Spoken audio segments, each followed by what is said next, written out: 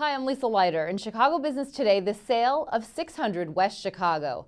The former Montgomery Ward catalog building is about to change hands. Sources tell Crain's that a Boston-based real estate investment firm has agreed to buy the building, home to Groupon's headquarters. The price tag, $390 million, a hefty premium over the price paid by a group of New York investors just 4 years ago.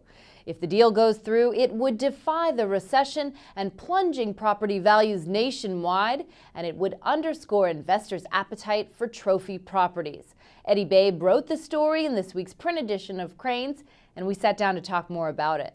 So Eddie, this building certainly has a lot of buzz around it. The mayor did a big press conference there last fall. Rahm Emanuel made it one of his first campaign stops. But why is Commonwealth paying such a huge, hefty price tag for this property? What does that tell us?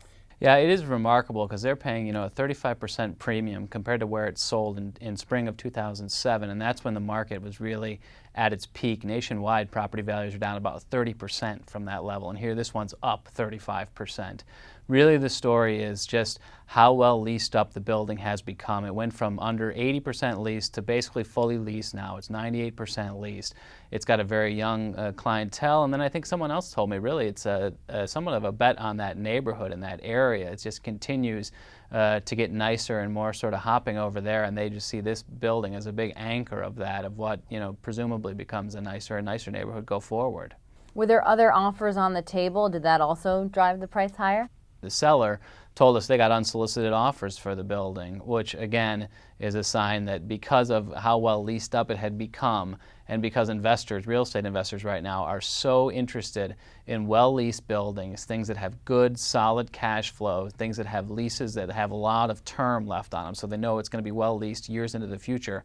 That's what investors want to buy right now. So when they started getting those offers, they said, all right, well, let's take a look at marketing it. So I got to believe that there was good interest. But is there a tale of kind of two markets going on? These trophy properties that you say are well leased and well capitalized, and then the other set of properties that maybe no one's interested in and that are distressed. It absolutely is a tale of two markets right now, and the explanation for that from one source this week made a lot of sense, because he said, really, we're coming back out of a recession. We're coming back of a time when nobody wanted to invest in commercial real estate. So when the first things start again, your first interest is going to be two-pronged. It's going to be like the most conservative money, people chasing really solid, well-leased buildings at A locations. The flip side is, the other side is vultures. Right now, actually, those by far are leading the market, and really it's that stuff in the middle, like this building downtown that was, it's a newer building, but it was only 80% leased. Hard to find somebody to want to buy that right now because it's sort of in between those two extremes. And which building were you talking about there? The new building that Mesro is the anchor of and was a developer of. So sources telling you that there's a deal agreed to here. What are the chances of it going through? Is there a chance it could fall through at this point? Well, the buyer, a company called Commonwealth REIT out of Newton, Massachusetts, outside of Boston, they are early, preliminary. I think they're still in the due diligence process. So there's always a chance that either they can't get their financing, or as they dig into the deal, they come across things that they don't like.